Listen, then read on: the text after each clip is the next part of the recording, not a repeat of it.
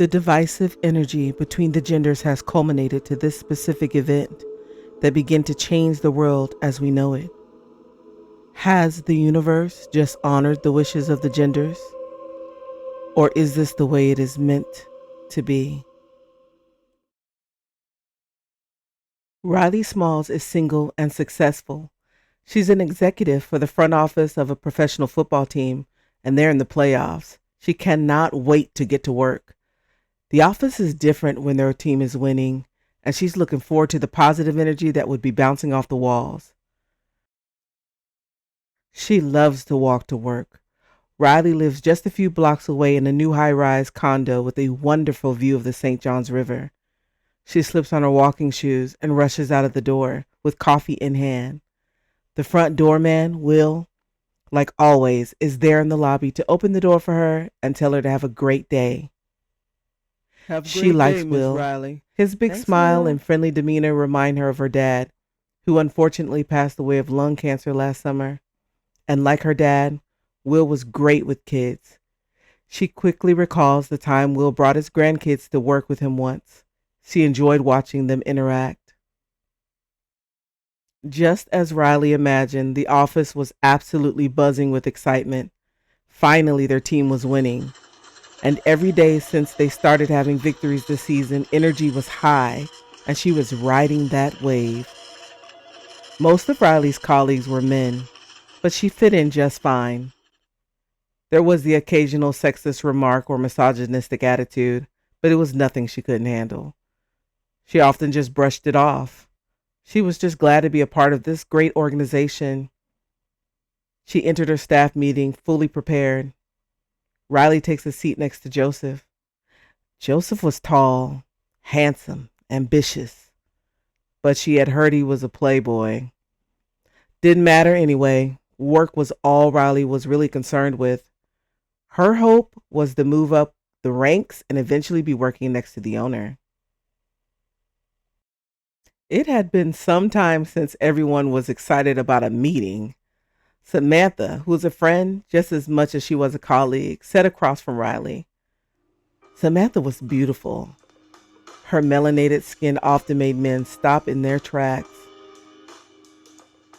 She was taller than the average woman and had been involved with sports her entire life. Samantha went D1 to college and, like Riley, earned her master's in sports management. She was one of the very few people Riley hung out with outside of work. It's Friday, and these two ladies have plans for happy hour after work. But first, the task at hand was this meeting and preparation for this week's big game. Riley could already envision herself in the skybox, a winning score on the scoreboard, and the successful culmination of all her hard work. She was already celebrating, but she had no idea what this weekend actually had in store for her and the rest of the world. Hundreds of miles away in Walnut Creek, a small town outside of Akron, Ohio, Jamie and Eric Pollard sit down together to discuss their family farm and how they'll have to do things financially going forward. Unfortunately, times have been hard on them and other farmers. They have to make some changes and some difficult decisions, cutting corners, selling equipment, selling animals. Luckily, all is not lost, and they're still able to stay afloat. This wasn't the first recession, and it taught them to be better prepared. Eric and their two sons, Eric Jr. 18 and Lathan 12, who had both just arrived to the breakfast table, will be traveling to Kentucky to get supplies, but have also decided to make a father-son weekend of it. Junior would be headed off to college soon on a baseball scholarship, and he was glad to be getting in some guy time with Dad before he was off to Florida for college. Jamie really wanted it to be a family thing. He was her firstborn after all, and she was agonizing with the feeling of missing him already. But the fellas insisted. Just the fellas. So she relented. It was Thursday, and the plan was to buy all of their farm supplies on Friday, Saturday, and half of Sunday to do guy stuff, And then Sunday night returned to Mom, who no doubt would be eagerly awaiting her husband and her sons arriving back home. However, things would not go as planned. Across the Atlantic, 2.5 hours from London, in Birmingham, England, Rose Hughes, a 30-year-old nurse, is just finishing up a 14-hour shift at the hospital. She says her goodbyes to her coworkers and heads down the long corridor to exit the hospital. She's suddenly stopped by Dr. Daniel Bishop. He's a young, handsome doctor who works pretty much the same shift Rose does. "Boo," he whispers behind her. She was happy to feel his breath on the back of her neck. She smiles shyly as she turns to face him. "You scared me," she says. He didn't scare her, but she wanted to play along. That was her way of flirting. Rose hopes this is the evening Daniel finally asks her out. His conversation is light, and she's doing more of watching and being memorized by his mouth than actually listening. She almost forgot why she had to rush home, but eventually she comes back to her senses and notices the clock.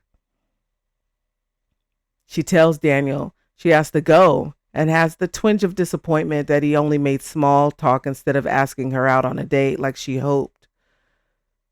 She bid him good night. He did the same. He stood in his white coat and watched her, admiring her from behind. He decided at that moment to act on his impulse, and she was about 5 feet away from him when he called after her. She stops in her tracks as he caught up with her. "Yes," she says with anticipation.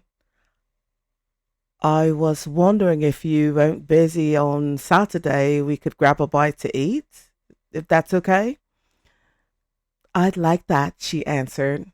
Sounding relieved, he responds. "So, 8 o'clock?" he asks. She's red in the face as she nods with confirmation. Finally, she thinks to herself. Rose is floating on a cloud all the way home. Until, that is, she is cast back to earth and reality as she walks in the door and immediately hears the grinding annoyance of her father's voice. He's old, mean, sick, and he feels entitled to her labor. It was just the two of them now. Her mother passed years ago from a fall that Rose still doesn't believe was a fall. And her older brother got as far away from their father as soon as he was legal, and he never looked back. "Where's my dinner?" he growls.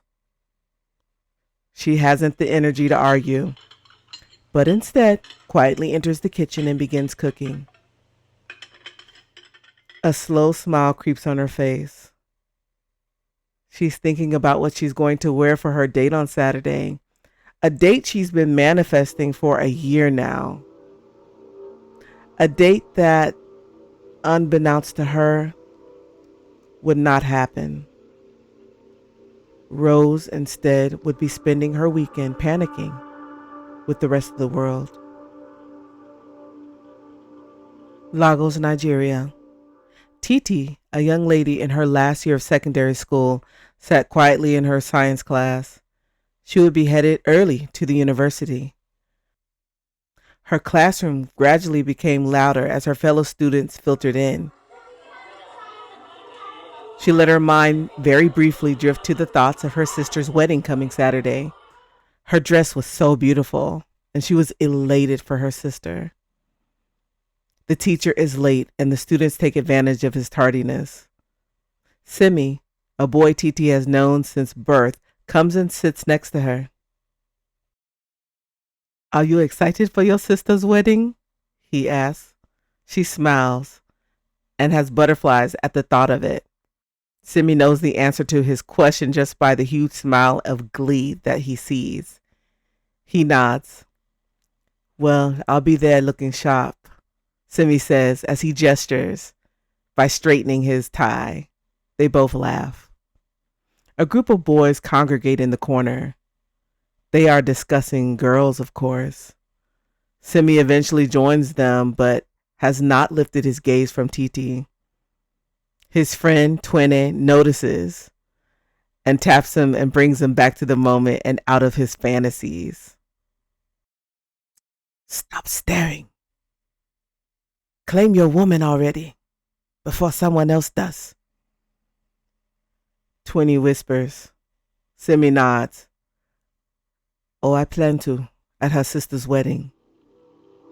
The teacher finally enters. Everyone takes their seats, and as eager as Simi is to finally tell Titi what a huge crush he has on her, he will not be doing so this weekend. It's game day. Kickoff isn't until 7 p.m., but Riley will be at the stadium at 8 a.m. The crowd watching from home doesn't see all the logistics and details it takes to pull off such an event. An event the entire globe can tune into. Still having 2 hours before leaving for work, Riley decides to sit and sip some coffee. For some reason, she couldn't sleep last night. She was tired, but this morning she was running off adrenaline. Last night her eyes were half open and the curtains to her window were open. She saw a flash outside her window, and her window shook. She figured it must be some military thing. She was surrounded by 2 naval bases, and not too far away in Georgia, a few Army and air bases. She ignored it, but it had already woken her up, so she was up. Something felt strange as she walked to the stadium. There were usually a few homeless men already lined up outside of the shelter. She was always prepared to pass by them and give them some spare change. Others she would be flicking off because they were so disrespectful, but come to think of it, not only were they not there, her doorman Will wasn't there as usual to wish her a good day. She wondered if he was sick. To her surprise, Caroline, the receptionist, was letting her and a few ladies in instead of the usual security guard. What in the world was going on? First her doorman and now the security guards at the stadium. Oh, wait, there's one. Sheila. The security guard walks up to relieve Caroline from door duty. Where's your help? Riley asks. I have no idea. I was supposed to be off today. I got called in because none of the fellas showed up. Sheila was frustrated, and rightly so. None of the male security guards decided to show up today, and every call to them resulted in static-filled hello, hello, and then dead air. As much as Riley empathized with Sheila's frustration, she had work to do, so she made her way up the elevator to her office. She got off the elevator. She greeted a few women that were in the hallway, and with each turn of the corner, she was waiting to run into Joseph. He was usually there early on game day. She was waiting to run into any men she worked with. It was game day. Where were they? They seemed to be nowhere. There were only women in the office. Were they all together somewhere? Something was off.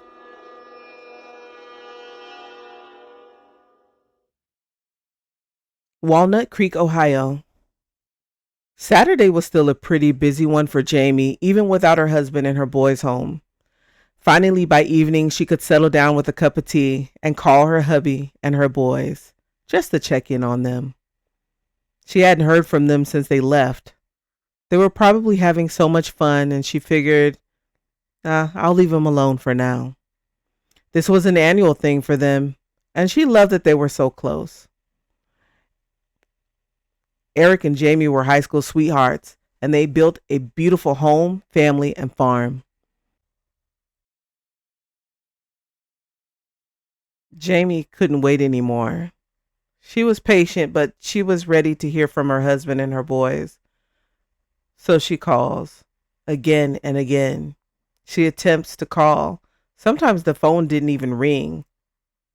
Finally, she gets him on the phone, but there's so much static. Just as she thought, they were having so much fun in Kentucky, stuffing their face with pizza, playing arcades. Finally, they were settling down in the hotel for the evening. At least she thought that's what Eric said. The phone call was really hard to hear, and he sounded so far away. It wasn't that surprising, as the cell towers in that rural area were hit or miss, but today was unusually bad. They heard each other enough to say good night and I love you. Jamie slept in Sunday morning. Her chores that day were minimal compared to when the guys were home. Still, she missed them and looked forward to her husband calling and telling her how much fun they had and that they were on their way home. She was awoken by his phone call out of an afternoon nap. Eric Sr. was letting her know that they were on the road and they'd be home in about an hour. That hour came and went with no sight of them. She called her husband's phone again. What's with this dead air and this static? Eric's choppy voice faded in and out. She moved around to find a clear spot, and once she found it, she didn't move. It wasn't exactly clear, but it was better than before. Where are y'all? You should have been home by now, she inquired. Is everything okay? What are you talking about, honey? We are home. In fact, I was just about to call you. Where are you? Stop joking around, Eric. I'm home, and you're not here. Where are the boys? I miss y'all. Jamie, darling, as much as I appreciate your sense of humor, I've been all over this place. The boys have been all over the house, all over the property. You are not here. Jamie giggled, still feeling like this was some sort of joke. Video call me, she said. The video call rings after 2 attempts, and Jamie answers. The video's in and out, and there's so much static. See, I'm right here in our bedroom. I'm right here in our bedroom. No, you're not. They both look behind each other. They think it's a joke. What's going on? This is a dream, maybe? No. They are both in absolute disbelief and fear. As Eric pans the phone around and is seemingly standing in the exact same spot in the exact same room that Jamie is standing in. Except he can't see her and she can't see him. Her heartbeat was so fast, she had to sit down, and Eric nearly passed out. They were both too stunned to speak. Little did they know, this was happening all over the world.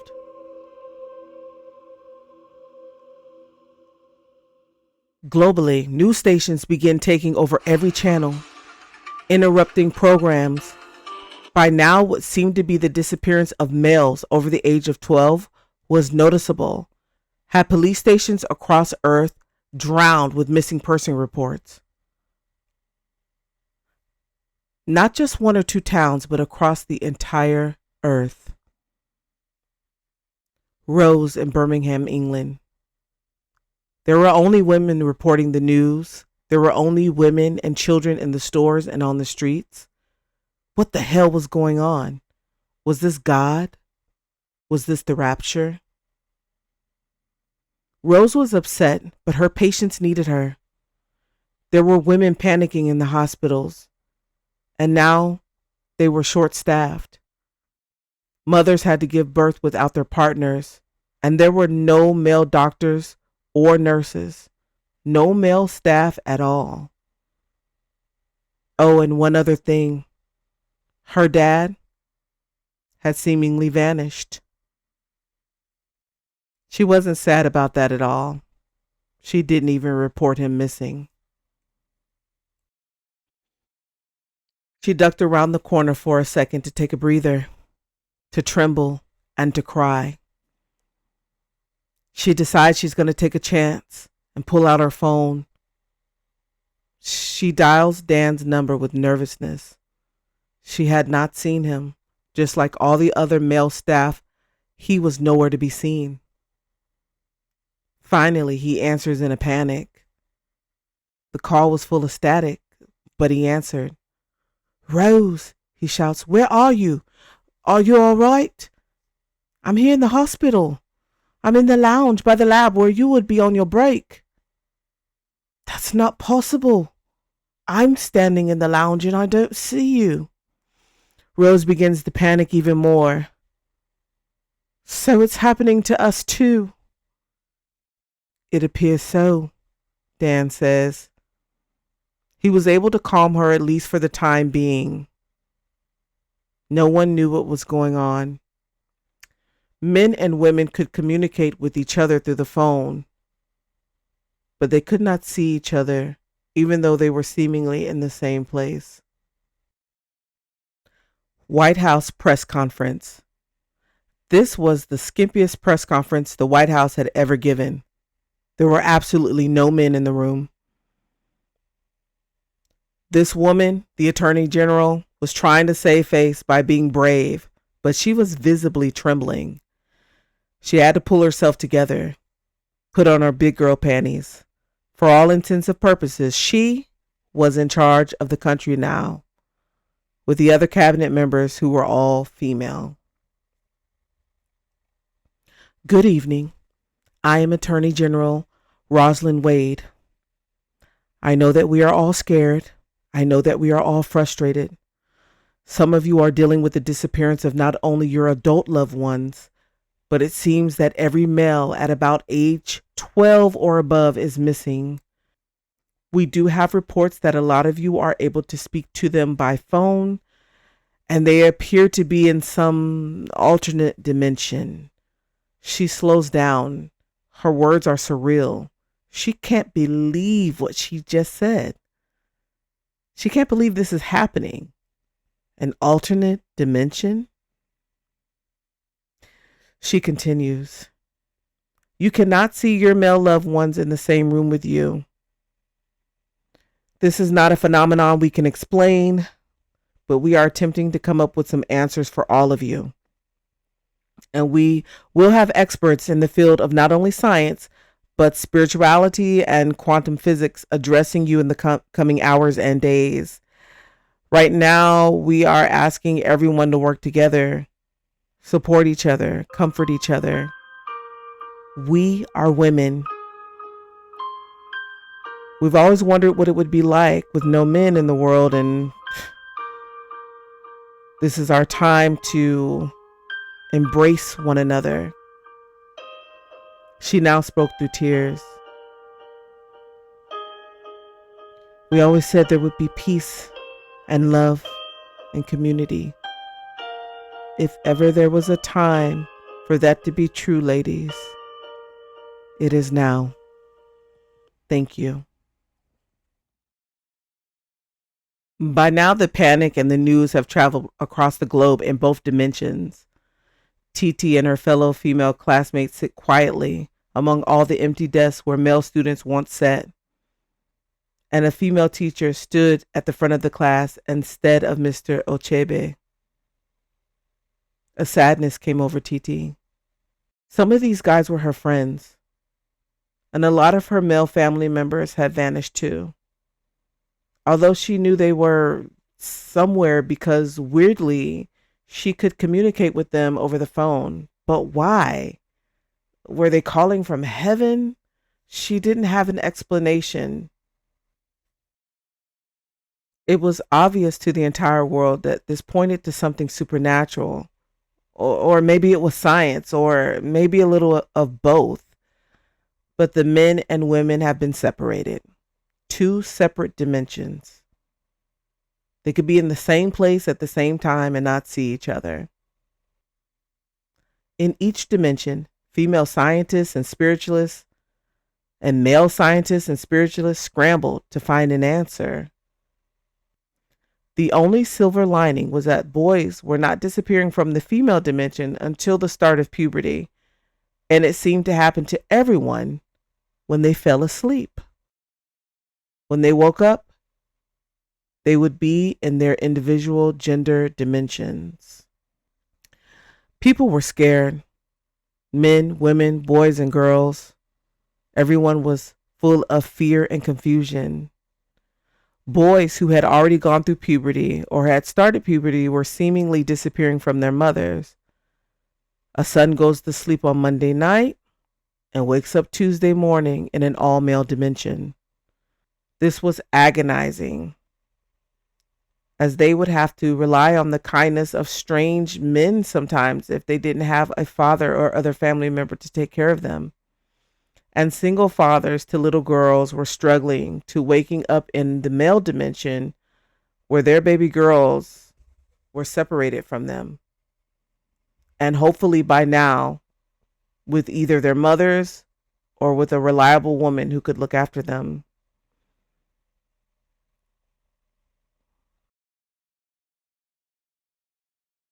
They came up with a possible explanation as to why everyone could still communicate by phone.